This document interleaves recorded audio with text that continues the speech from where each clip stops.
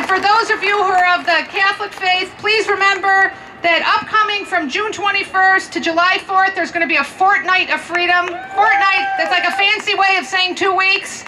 We're going to have a fortnight of freedom. Please get involved in the activities that will be taking place in your parish and offer to coordinate a prayer vigil if your own parish has nothing scheduled yet.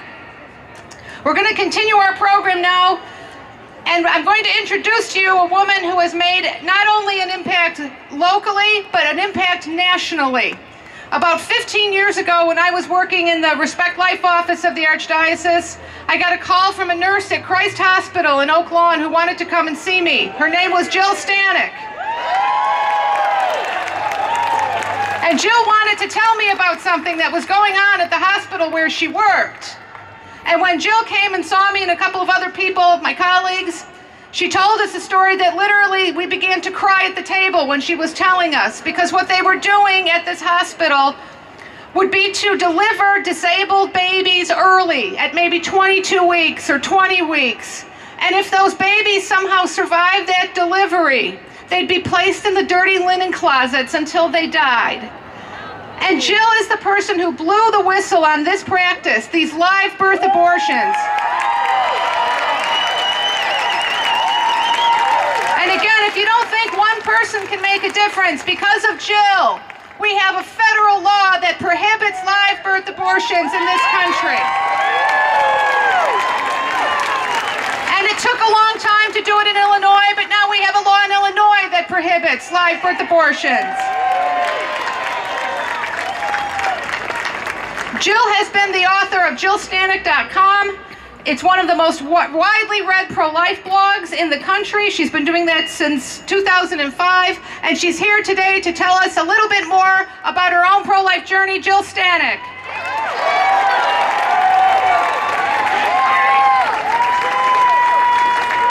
Thanks. As Mary was saying, I know a little bit about denial of religious freedom because I was fired over it.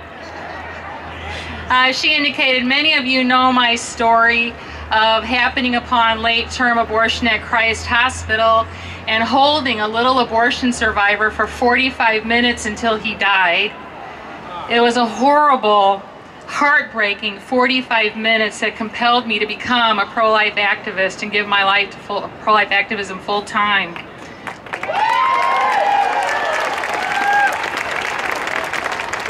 But I only landed in that situation because the hospital violated my right of conscience by lying to me in my very first interview and not telling me that it was involved in abortion.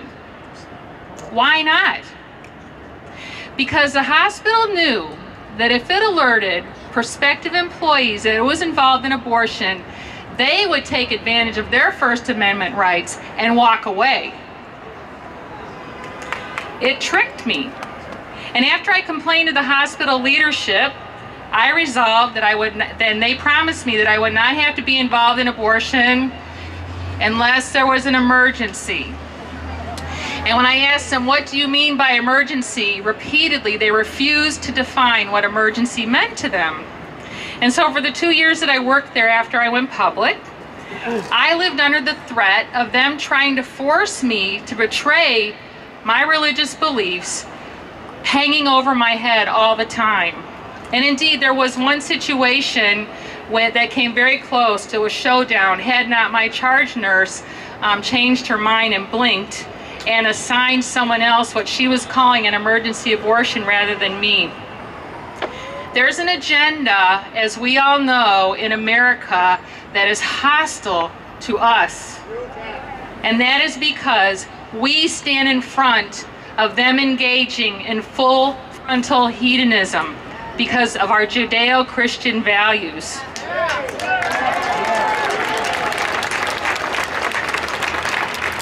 Christ Hospital tried to force me to become involved in abortion by lying to me.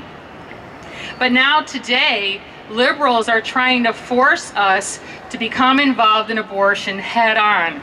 They're trying to force us to our faces to become involved, as we're seeing in Obamacare.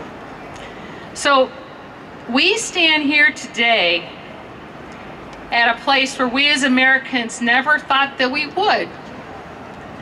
a place where we may be persecuted for maintaining the courage of our religious convictions. We may be fined. Our institutions may be shut down. We may end up in jail.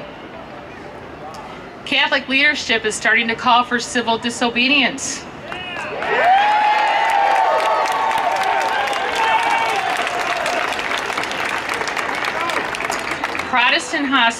Protestant leaders are doing the same. Just last week, Dr. James Dobson, who was with Focus on the Family, wrote in WorldNet Daily, "I will not pay the surcharge for an abortion services.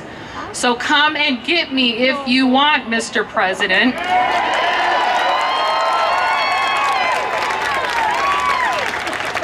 I will not bow before your wicked regulation. And I say the same thing. Come and get me if you want, Mr. President. I will not bow before your wicked regulation. And do you say the same thing?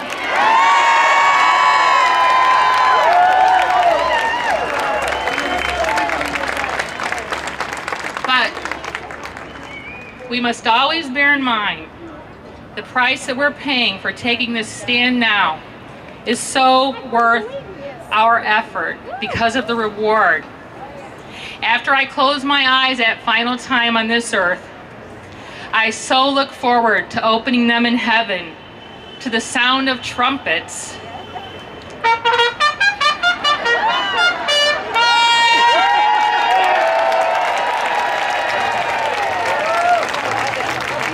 Letting me know I have reached a place of true freedom to worship God for all of eternity. Thank you.